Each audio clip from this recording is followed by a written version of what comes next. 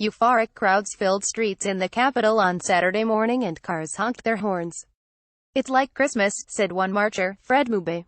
He said Zimbabweans had been suffering for a long time and were now, finally, happy.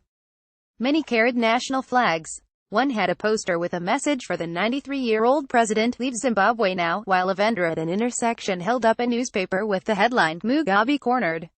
The army seized power 4 days ago, but Mugabe has refused its demands to leave office. The military and senior officials within the ruling ZANU party now appear set on forcing Mugabe out within 48 hours. Few options are open to the veteran autocrat, who has ruled Zimbabwe through a mixture of coercion, bribery and revolutionary rhetoric for nearly 4 decades. Support in some branches of the security establishment, such as the police, has evaporated and many political supporters have been detained. The march, which has been sanctioned by the military, will demonstrate popular support for the takeover and a return to democracy. However, moves within ZANU may prove the decisive factor in forcing Mugabe to step down. By late Friday afternoon, all 10 of the country's provincial ZANU branches had passed motions of no confidence in the president. These could lead to Mugabe being stripped of office by Sunday, one official told The Guardian. The state broadcaster ran a headline, "ZANU call for Mugabe to step down," which would have been unthinkable a week ago, underlining the pace of change in the small southern African state. Earlier on Friday, Mugabe, who had been confined to his residence in the upscale neighborhood of Barodale since the takeover, attended a university graduation ceremony on the outskirts of Harare. Clad in academic gown and hat, he walked slowly in a procession on a red carpet to a podium as a marching band played. He was applauded as he announced the opening of the ceremony. On Friday morning, an army statement describing significant progress was broadcast on national television and published by state-run media. The statement appeared to have been aimed at quelling growing concerns that the military takeover could descend into chaos. Saturday's march was organized by the powerful associations representing veterans of the former British colonies' liberation wars.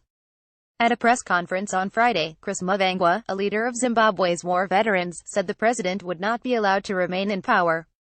"Between now and tomorrow we are giving a very stark warning to Mugabe, his wife and anyone who wants to be associated with him that the game is up, finished," Muvangwa said, to applause from the audience of journalists.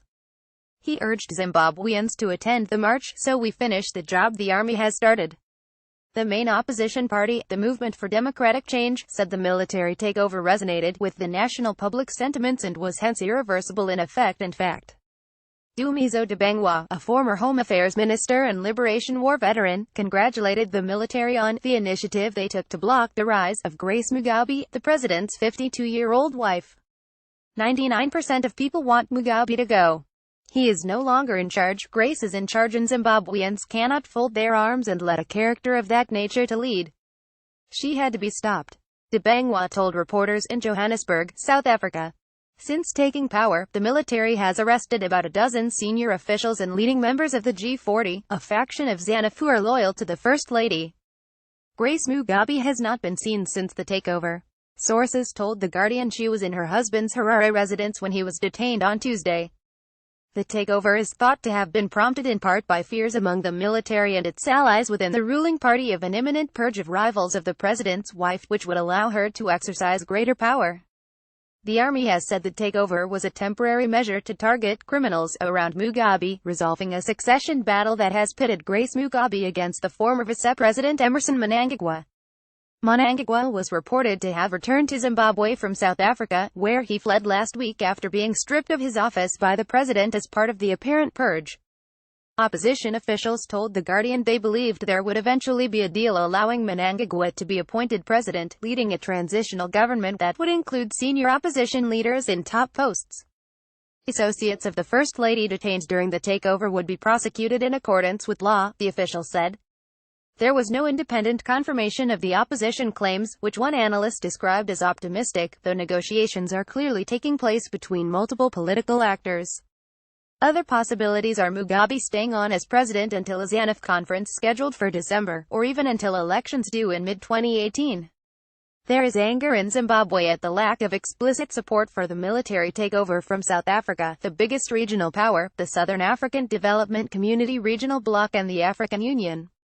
Ian Khama, the president of neighboring Botswana, said on Friday that the military intervention was an opportunity to put Zimbabwe on a path to peace and prosperity. He said, "I don't think anyone should be president for that amount of time. We are presidents, we are not monarchs. It's just common sense."